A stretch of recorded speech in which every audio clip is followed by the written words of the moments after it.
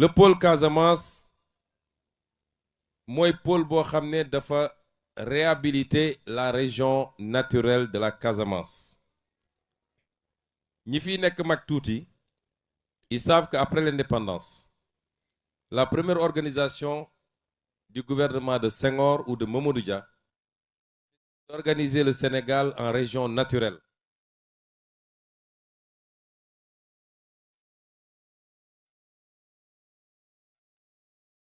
Le Cap-Vert, après la ñu ñëwaat c'était des entités cohérentes mooy buñ ci jël rek dafa am réalité économique mais dafa am réalité socio-culturelle ñu ñëw di ko dagg di solutionner ces régions-là en département et en commune ba on est à 46 départements et plus de 550 communes dont la majorité n'est pas viable parce que les ressources yi waroon tax communes yooyu am viabilité amuñu ko ñun laal ñu découpage administratif bi pour le moment mais li ñu changé mooy créer des pôles de développement économique qui recoupent ces mêmes réalités Ñambour et Bawol benn pôle la Bundu ak li wër foofu yëpp benn pôle la muy Sénégal oriental le Ferlo et le Fouta nekk benn pôle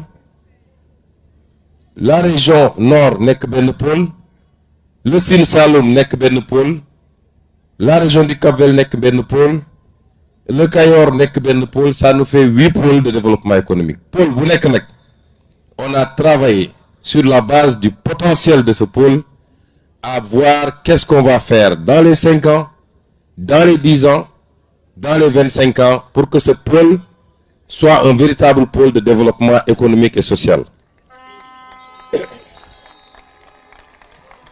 Le pôle Casamance tey booy xayma la population du pôle Casamance la région de Kolda la région de Sédhiou et la région de Ziguinchor c'est 2 300 000 habitants mais ñu xam ne en 2025 dinañu egg 5 400 000 habitants donc la population du pôle sera multipliée par plus de 2 par 2,4 évolution démographique boobu il faut ñu sóoraale ko ñu gis ni pôle bi ci pôle yi ñu gën a am pauvreté la bokk malgré tout le potentiel quand on classe les régions par pauvreté les 3 régions du sud ak Kédougou ak Tamba toujours ñooy nekk en tête de peloton alors que c'est les régions les mieux dotées par la nature dans tout le Sénégal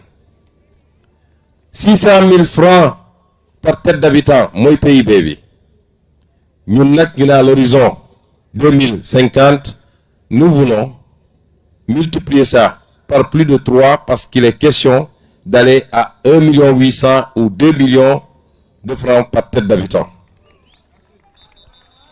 C'est des régions où le taux d'emploi est très faible 13% de taux d'emploi fii soo ñëwee Ziguinchor les jeunes te disent à part Jakarta on n'a presque rien à faire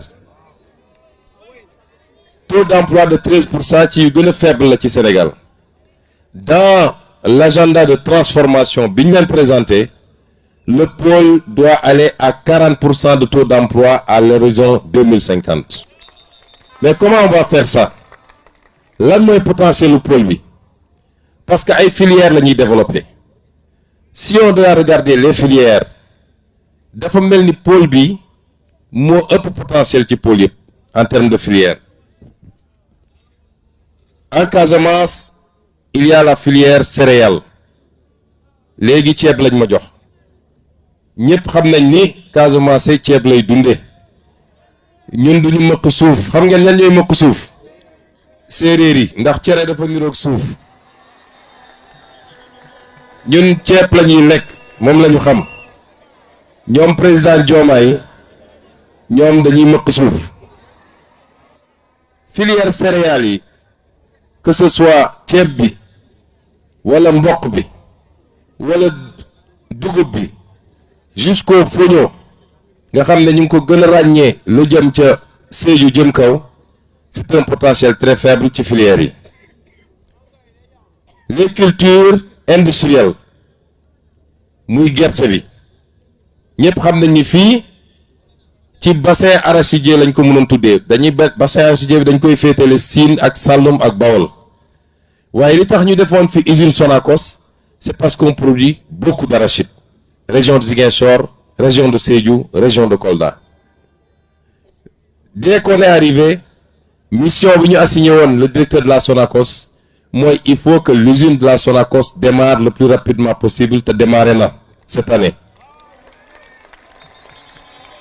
Mais am na aussi filière bu am solo fii mooy kuuku bi mooy pour que ñi muy dégg yëpp xam mooy saalu darkase c'est comme ça qu'on l'appelle ailleurs. Fii on produit plus de 120 000 tonnes su ma juumul ci noix d'acajou. Saison noix d'acajou ñi fu bëri ñi fi nekk dañuy dem for kuuku bi mais fan la kuuku bi di dem indien ñoo koy jël exporter ko transformer ko seen dëkk dem jaayi ko Europe 4 fois 5 fois plus cher.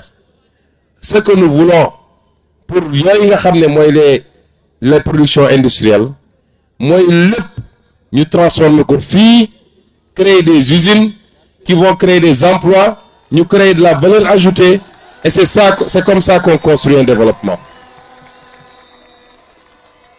ñu am aussi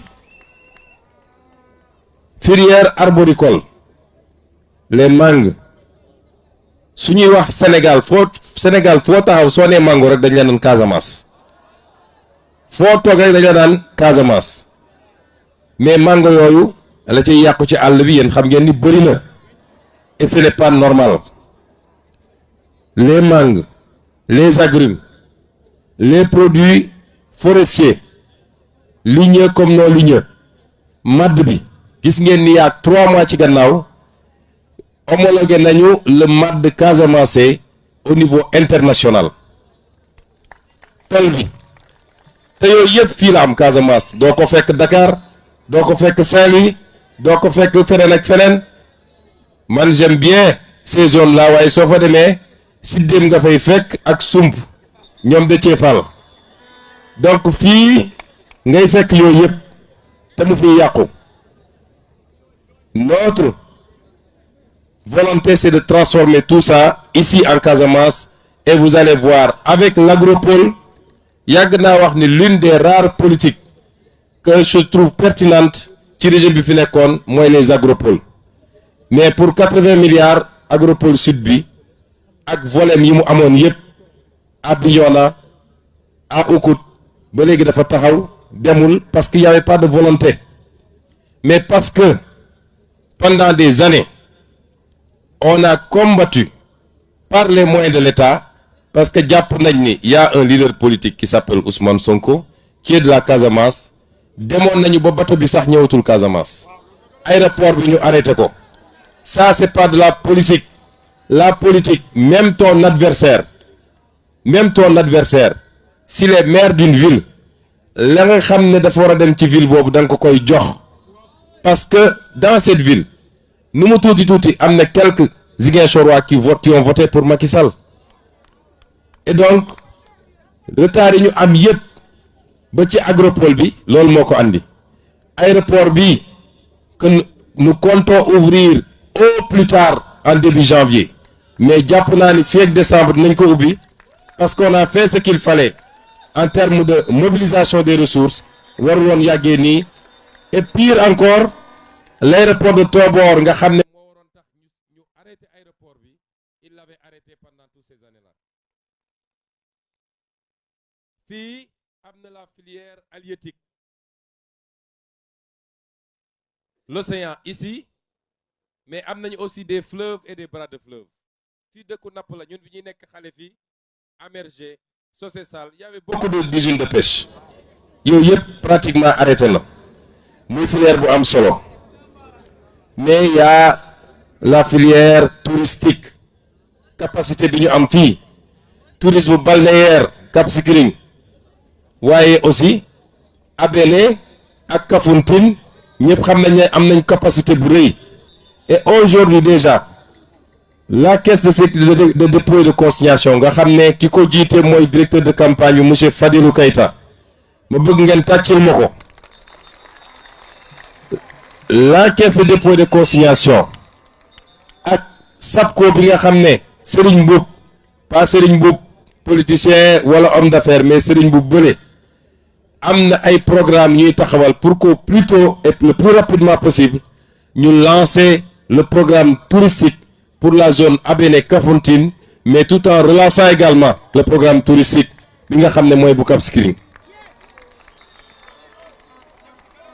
Tourisme balnéaire mais écotourisme aussi parce que ku wax Casamance wax nature wax la forêt wax yeneen ak yeneen ak yeneen yooyu yëpp muy ay programme yoo xam ne ñu bëgg a taxawal la ci 5 ans yi lancé ko mais am na loo xam ne ci 10 ans lañ koy def mais sur le plan logistique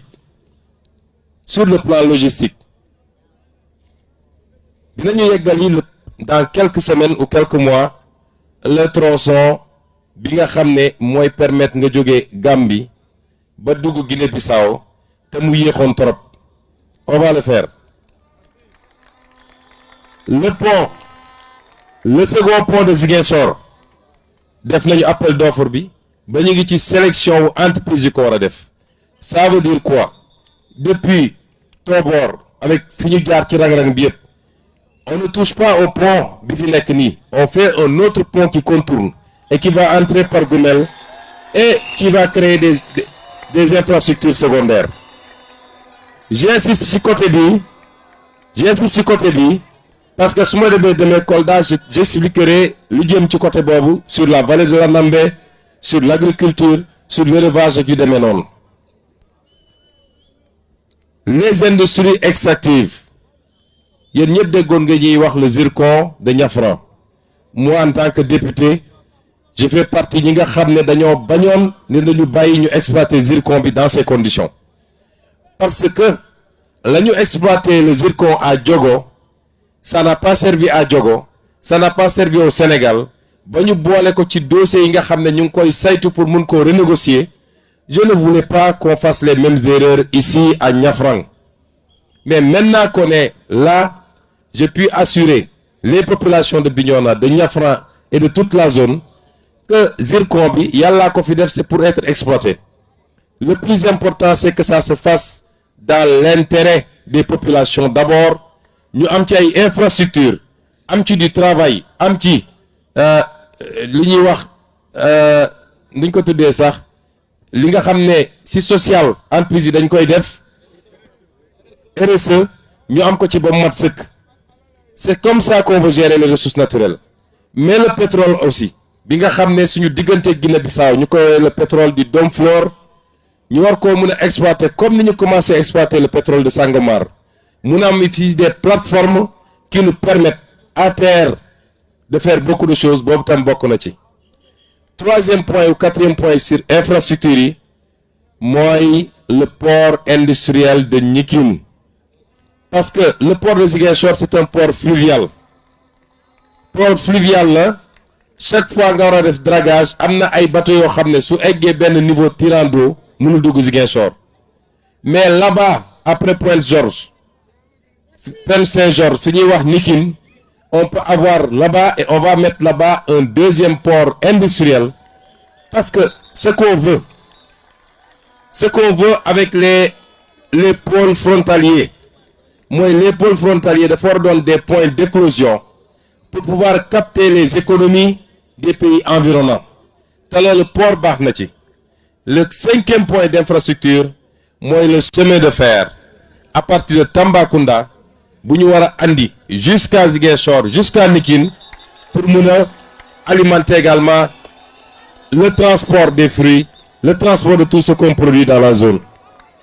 Lii lenn la ci pôle bi parce que je vous ai dit que le deuxième aspect du pôle on va le traiter à Kolda. Mais ce que je voudrais dire c'est que lii lépp pour mu am il faut qu'on règle définitivement la question de la paix. Fu amul jàmm munoo fa tabax. Donc quand on est arrivé notre première préoccupation c'était d'en finir définitivement dégg ngeen j'ai annoncé le plan Diomaye pour la Casamance. C'est un plan pour la paix, c'est un plan pour le développement, c'est un plan pour l'économie et c'est un plan pour le social. Les populations sont en train de rentrer et de retrouver leur village. Mais là, il faut nous accompagner quoi, par le déminage d'abord. Parce que nous, on a grandi ici. Mais nous, nous mettons nous ci àll bi parce qu'ils ont peur de sauter sur une mine. La paix, c'est quelque chose qu'on construit. Mais même si on est en paix, la guerre laisse toujours des séquelles. Des années plus tard, les gens vont continuer à sauter sur des mines. Nous ne voulons plus que des gens sautent sur des mines.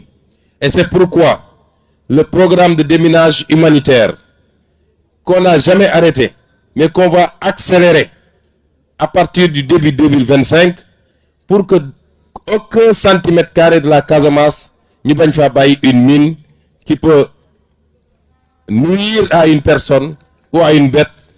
Nous devons régler définitivement.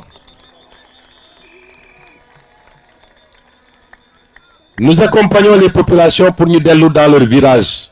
C'est pourquoi pour cette année, dans le plan Diomaye pour le Sénégal, on a déjà débloqué une enveloppe de 15 milliards. C'est uniquement pour accompagner. Parce qu'il faut reconstruire les écoles, il faut remettre des forages, etc. Et l'année prochaine, nous donnons notre premier budget. Parce qu'actuellement, on est en train d'accompagner et de finir le budget. On va provisionner une enveloppe consistante avec l'ANRAC comme maître d'œuvre délégué, avec l'ANRAC comme superviseur et avec l'armée comme maître délégué pour que nous fassions les infrastructures, les pistes, les routes, les forages, l'éclairage, tout ce qu'il faut pour que les gens puissent rentrer chez eux et commencer à travailler comme ils le faisaient. Mais quand je parle de paix, je veux qu'on nous comprenne.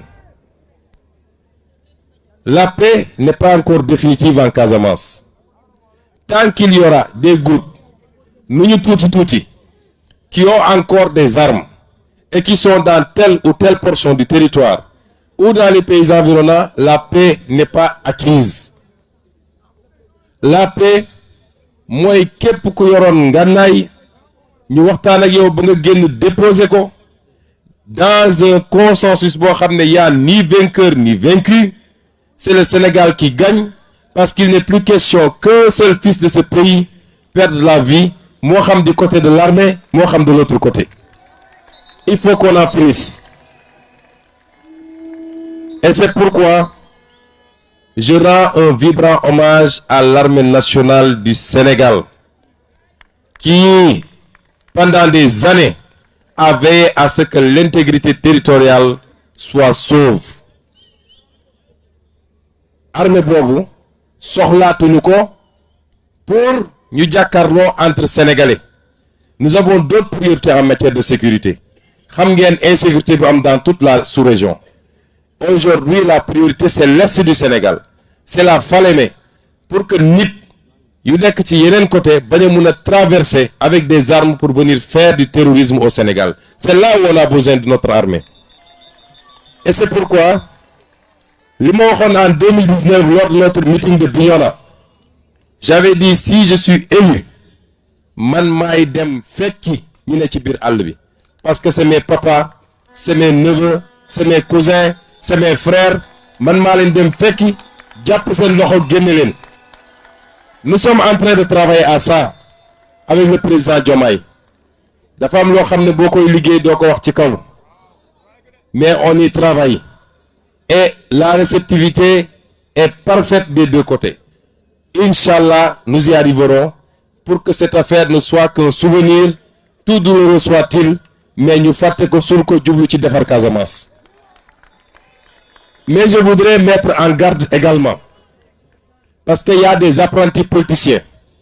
Yu japp ni ci problème u Casamance bi lañu wara défé sen politique. Je veux les mettre en garde. Amna ñu taxaw ne amna tel général, c'est parce que dafa doon def liggéey bu baax en Casamance, motax ñu sanctionné ko, peut-être patata. di def allusion que Ousmane Sonko, puisqu'il est originaire de la Casamance, il veut affaiblir l'armée pour que les gens qui sont là-bas puissent reprendre de la force. Bu dee am nañu fit, on a pris toutes les dispositions. Les questions qui relèvent de la sécurité nationale duñ ko fowee. Bu dee ñoom am nañu fit, nañu génnaat ñu wax lu mel noonu. Ñu xool ndax ils n'iront pas en prison.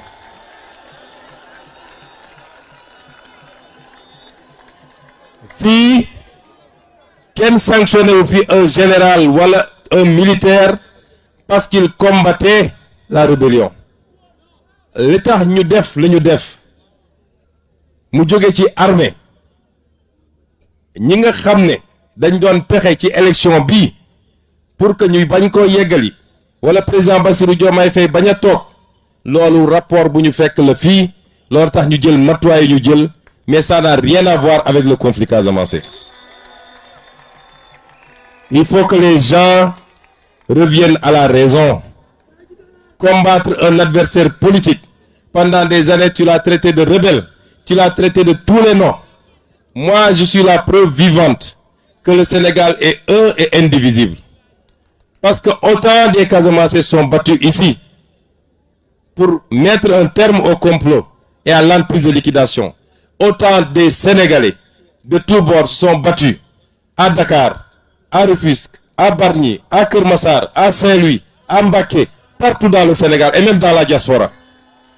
Quand les gens ont dépassé ça, beaucoup de gens politiques, il faut que ça s'arrête. Et c'est pourquoi nous allons régler définitivement cette affaire, Inch'Allah. Mais quand tu veux jeter de l'huile, nous prendrons toutes nos responsabilités pour que tu ailles pourrir à Rebeuss. Parce que là, le beaucoup de politique. Le TDS, moi, vous savez ce qui nous attend. Ce qui nous attend, c'est les élections législatives. Je vous avais présenté des candidats. Est-ce que Guy Marius Sagna a été un bon député? Est-ce qu'il a été un bon député au Sénégal? Est-ce qu'il a été un bon député à la CEDEAO? Est-ce que si vous aviez voté à 40% pour lui, est-ce que vous n'allez pas voter à 100% pour lui cette année? Est-ce que Mme Oulimata Sidibé n'a pas été une bonne députée? Est-ce qu'elle ne vous a pas bien représenté? Est-ce que M. Bakary Diédhiou n'a pas été un bon député? Est-ce que Alphonse Sambou a été un bon député? Comme on vous avait donné, présenté des députés, vous avez voté pour eux. Ils ont été à la hauteur. Mandabi, Yegoul, 2 ans la ñu def. On les a reconduits parce qu'on sait qu'ils vont dignement représenter la région, mais ils vont dignement représenter le Sénégal, au Sénégal et hors du Sénégal. Ñanca yoko aussi pour qu'ils viennent compléter.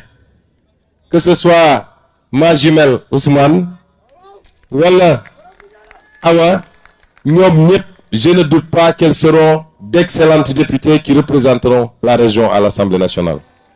Mais l'enjeu dépasse ça. Quelqu'un l'a dit ici. Dafa am des acteurs politiques. Yo xamné pendant des décennies on leur a confié ce pays.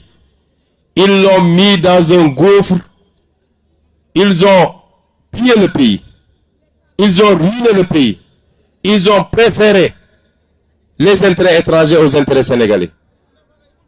Ñooñu bëgguñu seulement ñu ne ils ont perdu l'élection. Mais dañu bëgg suñu génnee ci élection bi. Leur score sera tellement ridicule que beneen élection buy ñëw duñu ñeme ñëw réclamer le suffrage des Sénégalais.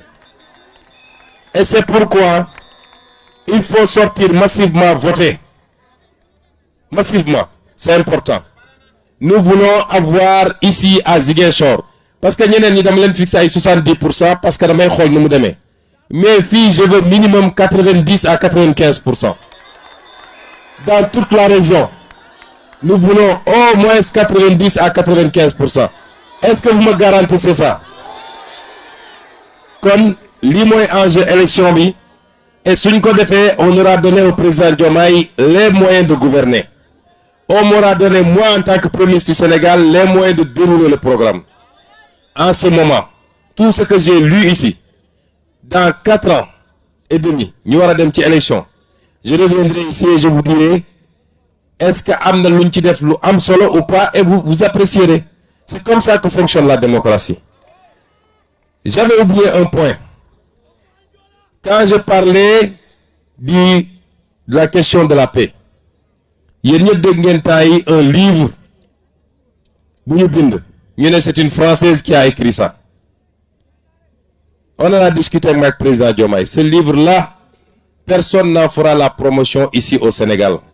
Si cette Française veut écrire, elle n'a qu'à aller écrire sur la Corse qui demande son indépendance à la France. Elle n'a qu'à aller écrire sur la Nouvelle-Calédonie qui réclame son indépendance. Mais elle n'a pas à écrire sur le Sénégal. Et je veux dire à la France, je ne sais pas qu'est-ce qu'il y a derrière cette affaire. Parce que la France avait témoigné dans les années 90 avec Jacques Charpy en clarifiant la question de l'appartenance totale et intégrante de la Casamance au Sénégal. Maintenant qu'il y a un régime, comme je l'ai toujours dit, qui n'est pas anti-français, qui est pro-sénégalais, simplement. Un régime qui dit nous voulons notre souveraineté. Nous n'accepterons plus d'être des valets de qui que ce soit. On nous sort un livre et puisqu'il ne peut pas revenir sur leur témoignage, il ne peut plus parler d'indépendance, il glisse sur la notion d'autonomie. On ne veut pas d'autonomie. Ce n'est pas ça la question. Nous sommes un État unitaire du nord au sud, de l'est à l'ouest. Les mêmes réalités vont s'appliquer sur chaque portion du territoire national. Et ce livre-là ne sera pas autorisé au Sénégal, ne sera pas commercialisé au Sénégal, parce que nous mango des gens de Djogé avec un projet de déstabilisation pour venir nous parler de ce qui nous concerne, nous, Sénégalais. Si la France veut donner des archives, elle n'a qu'à nous donner les archives de ces exécutions sommaires au Sénégal pendant la colonisation. Des guerres qu'elle a menées ici, des tortures qu'elle a menées, des travaux forcés. C'est ça qu'on attend de la France. Qu'elle nous donne les archives de Thiaroye 44. Mais sur le des archives sur une prétendue autonomie de la Casamance. Donc, nous ça a été très long, mais je peux vous dire une chose. Ce pays va changer et il va changer radicalement. Nous allons bâtir un nouveau pays. Nous allons bâtir de nouveaux fondamentaux. Nous allons bâtir notre développement. Nous allons renforcer notre unité nationale. Et nous le ferons avec chacun et chacune des Sénégalais. Je vous remercie. Assalamu alaikum.